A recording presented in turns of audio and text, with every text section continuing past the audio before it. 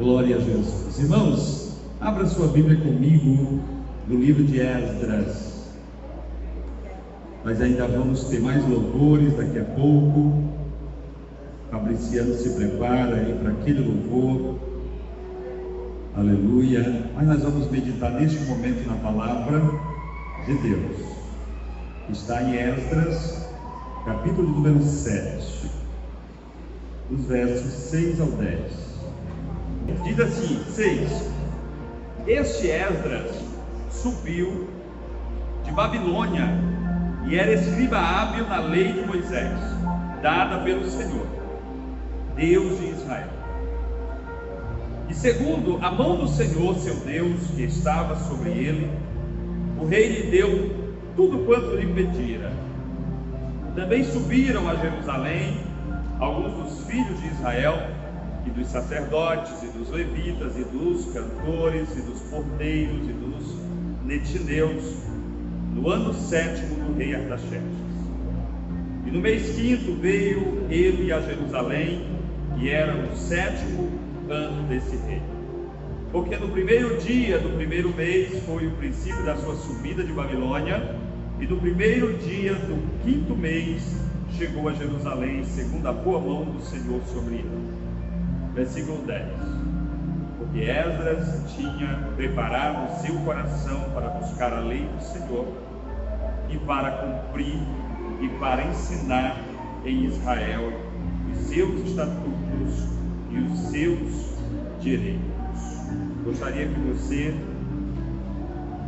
memorizasse aí o versículo número 10. Porque Esdras tinha preparado o seu coração para buscar a lei do Senhor, e para cumprir e para ensinar em Israel os seus estatutos. Pai Celestial, neste momento, nós te adoramos mais uma vez pela oportunidade de aqui estarmos neste santuário, neste lugar que é santo, sagrado, Senhor, a Ti. Ó Pai, para meditarmos a Tua palavra, Senhor, para aprendermos juntos a Tua palavra. Ó Deus querido, que o coração de cada crente, Senhor, de cada adorador nesta noite, esteja receptivo à Tua palavra. Que neste momento nós venhamos a dar a maior atenção à Tua palavra nesta noite. Que nada venha nos distrair, Senhor. Oramos em nome de Jesus. Amém. Amados, eu quero falar sobre o sacerdote Esdras, este homem que Deus levantou em Babilônia no final do cativeiro para subir a Jerusalém com uma missão. A missão de reconstruir a cidade, a missão de reconstruir a casa do Deus de Israel, o templo do Senhor ali em Jerusalém, que fora assolado pela Babilônia, pelo exército caldeu, há 70 anos, e estava em monturos, em opróbrio a cidade do grande Deus, como assim era conhecida, e até hoje é conhecida a cidade de Jerusalém.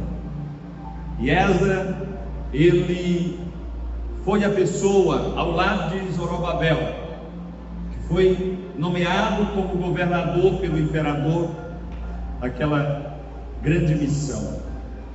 E eles partiram de Babilônia para Jerusalém, e essa viagem demorou 5 meses. Que viagem!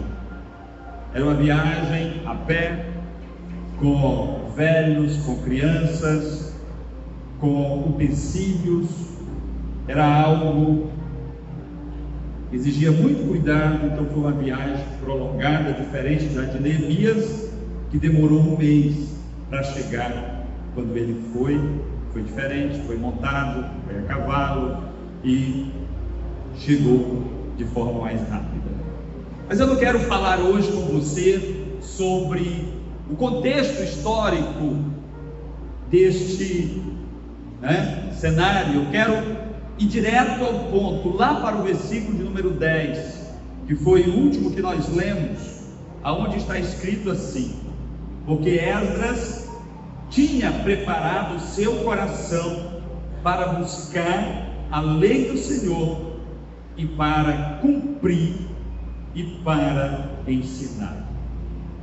Eu quero frisar ou sublinhar aqui 3 palavras importantes desse texto. Na primeira parte, Esdras tinha preparado o seu coração. Preparar o coração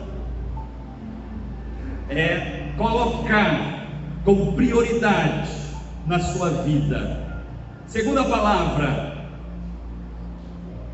para buscar a lei do Senhor. Buscar a lei do Senhor é meditar na lei do Senhor, é estudar a lei do Senhor, é gastar tempo com a lei do Senhor. E terceira palavra, ensinar. Aliás, terceira palavra, cumprir. Cumprir é o mesmo que praticar. E a quarta palavra, ensinar.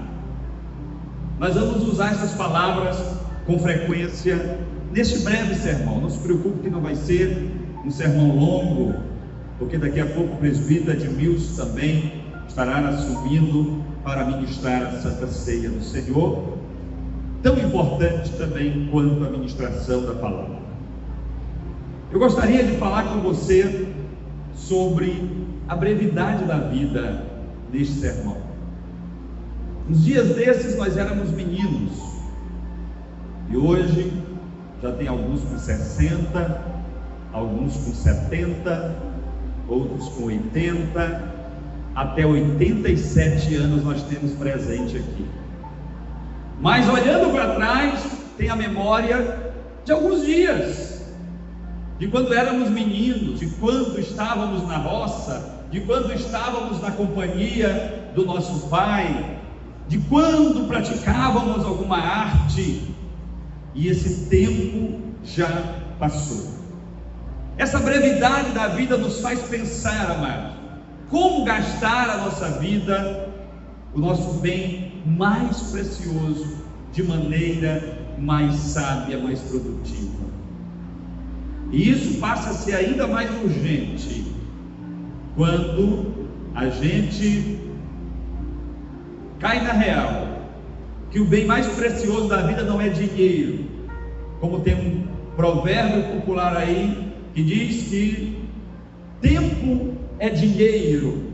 Geralmente os empresários, empreendedores, investidores, tem esse provérbio e praticam isso, que tempo é dinheiro. E na verdade é. Mas mais do que dinheiro, amados, tempo é vida. Tempo é vida.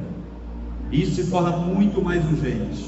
Como eu estou gastando o meu tempo? Como eu estou gastando a minha vida? Louvado seja o nome do Senhor.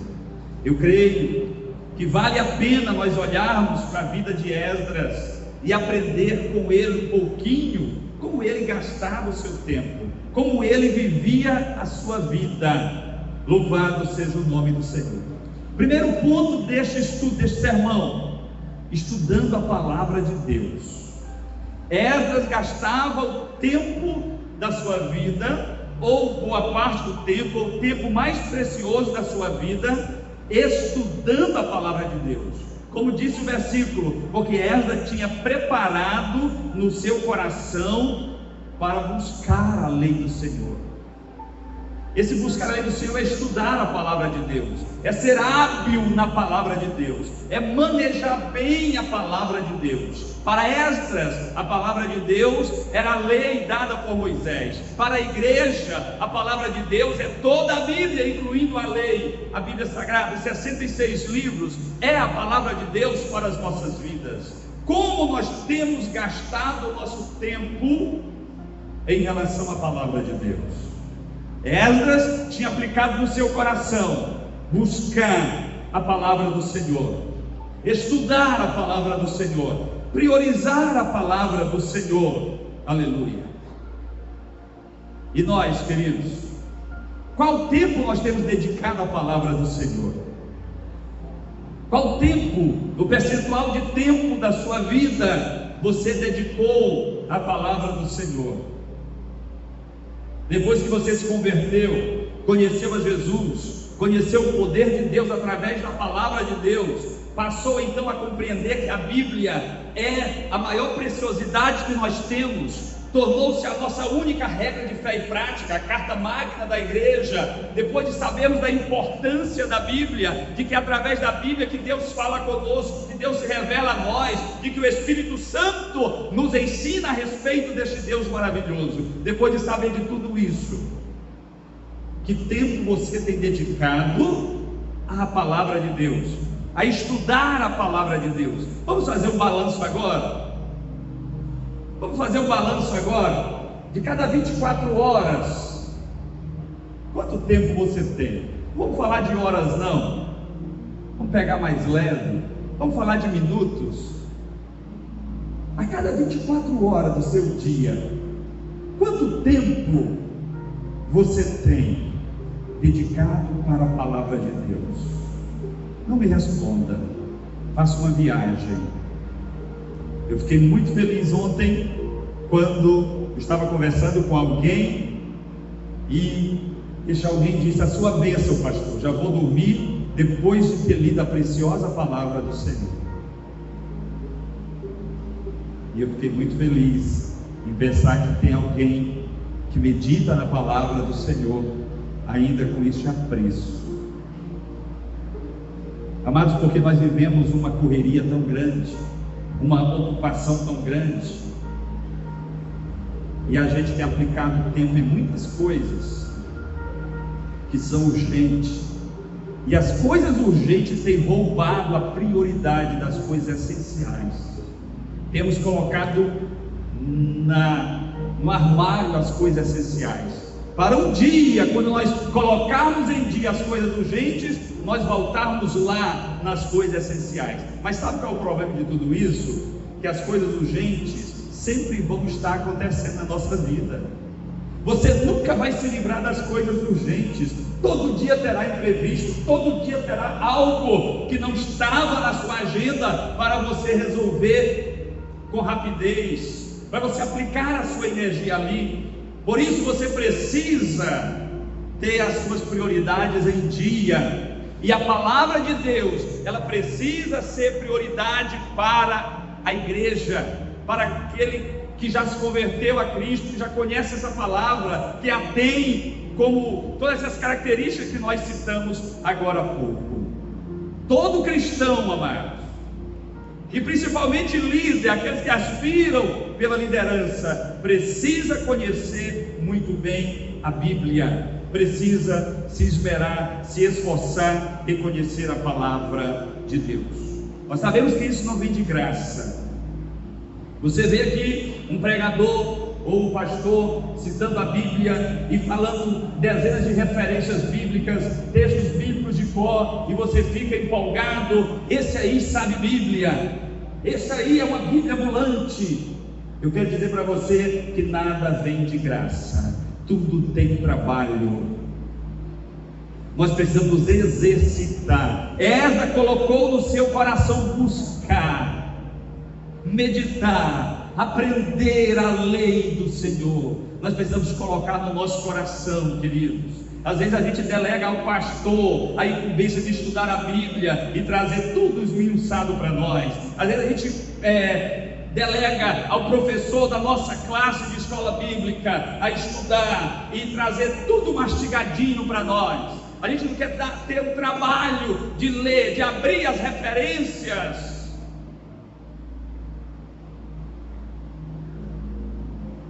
É uma necessidade de cada crente estudar a palavra, dominar a palavra.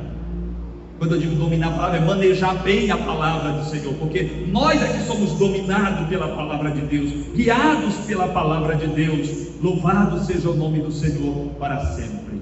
Vamos fazer como Esdras, queridos. Vamos buscar conhecer mais a palavra de Deus? Amém ou não amém? Vamos buscar mais a palavra de Deus.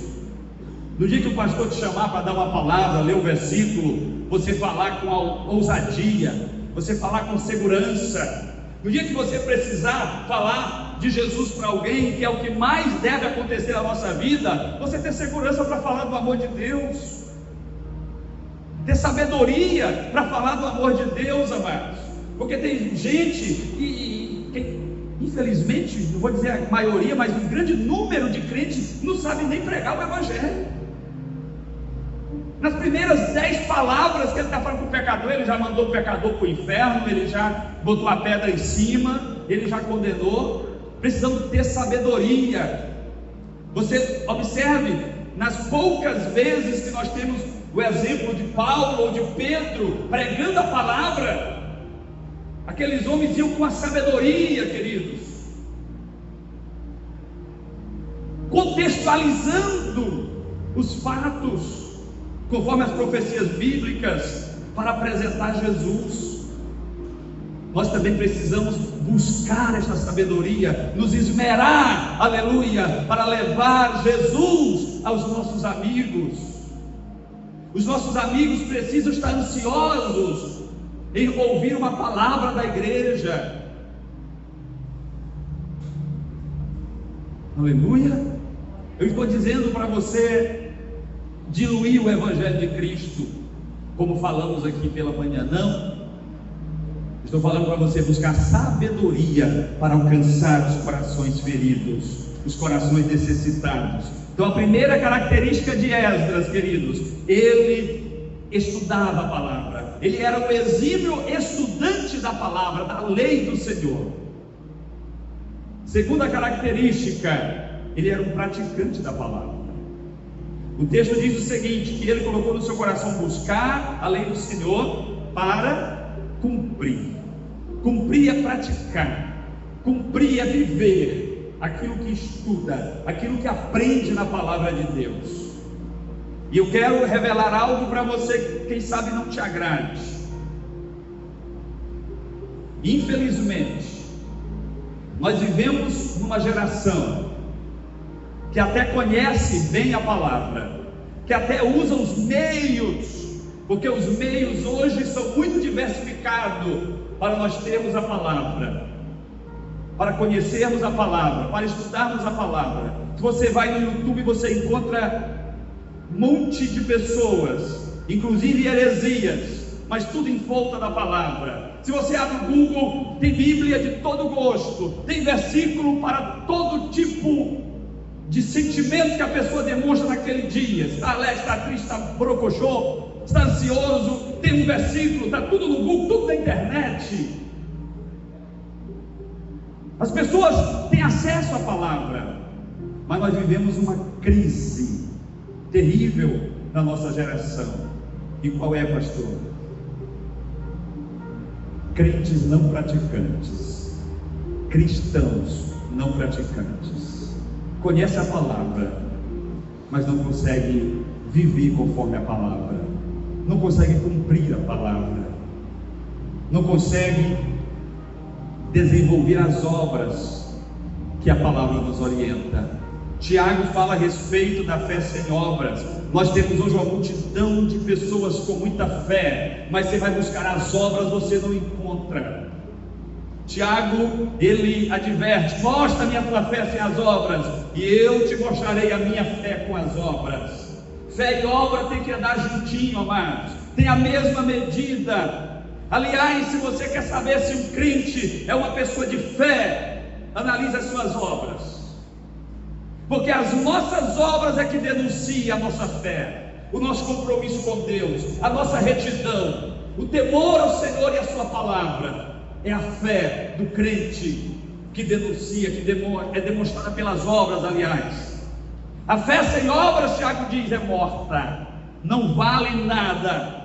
Precisamos ter obra, precisamos ter vivência, precisamos ter o caráter cristão, vivermos pela palavra, conforme a palavra, orientado pela palavra, irmos até onde a palavra nos permite. Esdras era uma pessoa que se preocupava em cumprir a palavra, em viver a palavra. Tem pessoas que têm até um sermão bonito, tem até um sermão, uma exegese perfeita, melhor do que a minha, porque eu sou muito leigo na hermenêutica, na exegese. Tem pessoas extraordinárias para trazer um sermão, mas você vai buscar as obras entristecem, as obras escandalizam, não vivem o verdadeiro evangelho. Paulo chama esses de falsos pregadores, de pessoas que têm diluído o evangelho de Cristo. Seja como Esdras, procure viver o evangelho, procure dar testemunho do evangelho de Cristo na sua vida, da transformação que o evangelho causou, porque o evangelho, amados, ele precisa causar mudança na vida da pessoa. A pessoa que diz que é crente e nunca largou os maus costumes mundanos,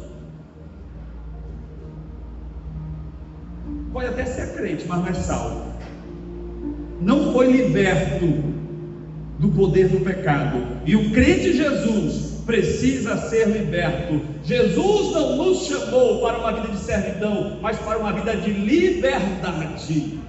Aleluia. Para uma vida de liberdade. Inclusive eu quero desafiar você. Se ainda tem alguma área na sua vida que te controla, se comporta como um vício na tua vida, eu quero desafiar você nesta noite a colocar isso nos pés de Cristo. Tem gente que por sua própria força já tentou superar algumas coisas ruins, só que ele recai de novo. Eu quero te dizer, enquanto você estiver tentando superar com a tua própria força, com o teu próprio intelecto, você sempre fracassará. Mas no dia que você depositar isso na cruz de Cristo, no dia que você aprender a orar ao Senhor sobre esta tua fraqueza, o Senhor te dará a vitória, porque é Ele quem nos garante a vitória. É Ele quem nos garante a vitória. Glória a Deus. E a terceira característica de Esdras, além de ele ser o estudante da palavra de Deus, além de ele ser um cumpridor, praticante da palavra de Deus, ele também gostava de ensinar a palavra de Deus. E isto é maravilhoso, amados. Nós precisamos gostar, precisamos ensinar a palavra, porque este é o maior desafio da igreja. Realmente há tarefa da igreja, faz parte da grande comissão, fazer discípulos em todas as nações. E o que é fazer discípulo? É ensinar. Ensinar o que? A palavra do Senhor. Nós não somos coaches, nós não somos cientistas, nós somos crentes praticantes. E o que nós temos que ensinar é a palavra de Deus, aquilo que nós cremos e que nós vivemos. Olha o que diz o texto: porque Esdras tinha preparado o seu coração para buscar a lei do Senhor e para cumprir e para ensinar em Israel os seus estatutos e os seus direitos. Nós precisamos desejar ensinar a palavra do Senhor. Além de gastar a sua vida aprendendo e praticando a palavra, Esdras também era um ensinador da palavra. A sequência é muito lógica. Antes de ensinar, é necessário estudar. Porque tem muita gente que quer ensinar, mas não quer ter o trabalho de estudar. Irmãos, e pensa numa coisa fadigante, é você estar ali para receber o ensinamento de uma pessoa que não estudou, que você tem convicção de que o camarada está perdido no que está falando. É uma coisa fadigante. Nós precisamos ensinar a palavra. Querer ensinar é algo maravilhoso, mas se preparar para ensinar é algo que precede o querer ensinar. Eu preciso me preparar para ensinar. O crente precisa gostar de ler a palavra de Deus em primeiro lugar, ler bons livros que nos ajude a expressar, a anunciar a palavra. Precisamos assistir boas mensagens, precisamos nos preparar, buscar, porque senão a gente vai fazer de conta que ensina e o aluno faz de conta que aprende. 2 ou 3 aulas que ele vem, ele não quer vir mais não. 2 ou 3 cultos de ensino que você vem e o pastor está aqui contando história de carochinha, você não quer vir mais não. E o Senhor cobra isso de você também. Quantas vezes pessoas ignorantes Ou seja, pessoas que não conhecem a palavra, buscou você para tirar uma dúvida, e você foi incapaz de tirar a dúvida dessa pessoa, seu amigo. Eu vou levar para o pastor, eu vou pesquisar. É claro que a gente não tem todas as respostas, queridos, mas nós precisamos estar preparados, como Pedro nos orienta, a defender a razão da nossa fé. Nós precisamos conhecer a palavra de Deus. Se é verdade que ela é a palavra de Deus, que nós cremos, se ela é a nossa única regra de fé e prática, se é verdade que nós a amamos, e se é verdade que nós cremos que o Senhor fala conosco através da sua palavra, e a gente não gosta de ler a palavra, parece aí um paradoxo, parece que não é verdade.